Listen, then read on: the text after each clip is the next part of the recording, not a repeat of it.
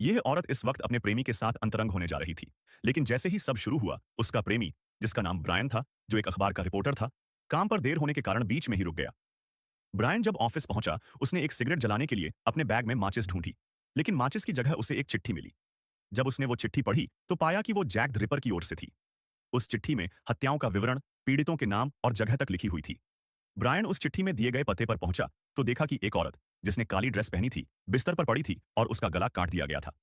यह देख ब्रायन घबरा गया और तुरंत कागज और पेन निकालकर सब नोट करने लगा। तभी उसके पीछे से फुपोलो नाम का एक व्यक्ति आ गया और ब्रायन डर गया। अगले ही पल ब्रायन को जेल में डाल दिया गया। पुलिस प्रमुख जेल में आई और ब्रायन से पूछा कि वह वहां कैसे पहुंचा। ब्रायन ने बताया कि वह एक रिपोर्टर है और उसे यह चिट्ठी मिली थी, जिसमें लिखा था कि मैस नाम की एक लड़की की गला काटकर हत्या की गई है और उसकी लाश कस्बे के एक गोदाम में छुपाई गई है। ब्रायन ने बताया कि वह केवल जांच करने गया था और यह देखकर दंग रह गया कि वह बात सच थी। जब पुलिस प्रमुख ने चिट्ठी देखी, तो पाया कि वह जैक द रिपर के नाम से थी। तभी उसे याद आया कि 3 साल पहले फुपोलो ने एक और रिपोर्टर को गिरफ्तार किया था, जिसके पास भी ऐसे ही कई पत्र थे, जो वह खुद ही लिखता था, सिर्फ सुर्खियां बटोरने के लिए। ब्रायन ने कबूल किया कि 3 साल पहले वो झूठे पत्र उसी ने लिखे थे।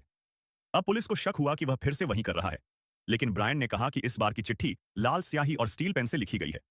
जब पुलिस प्रमुख ने उसके बैग की तलाशी ली, तो उसमें एक स्टील पेन मिला। ब्रायन ने खुद को निर्दोष बताया और दोनों चिट्ठियों की तुलना करने को कहा। जब तुलना की गई, तो दोनों लगभग एक जैसी थीं, लेकिन ब्रायन ने कहा कि पुरानी चिट्ठी पुलिस स्टेशन के रिकॉर्ड रूम में बंद थी, तो अगर यह नई चिट्ठी हूबहू वैसी ही है, तो हत्यारा जरूर उस रिकॉर्ड रूम तक पहुंच सकता है। उधर असली हत्यारा एक वेश्या के पास गया और उसे एक सुनसान गोदाम में ले गया। जब महिला ने पूछा कि वह क्या करना चाहता है, तो काले कपड़े पहने व्यक्ति ने अपनी कमर से चाकू निकाला और महिला की चीख उसकी हत्या कर दी। अगले दिन ब्रायन को फिर से अपने बैग में एक चिट्ठी मिली। उसने उसे अपने साथी को पढ़कर सुनाया और साथ ही यह भी पता चला कि अगला शिकार कहां हुआ है।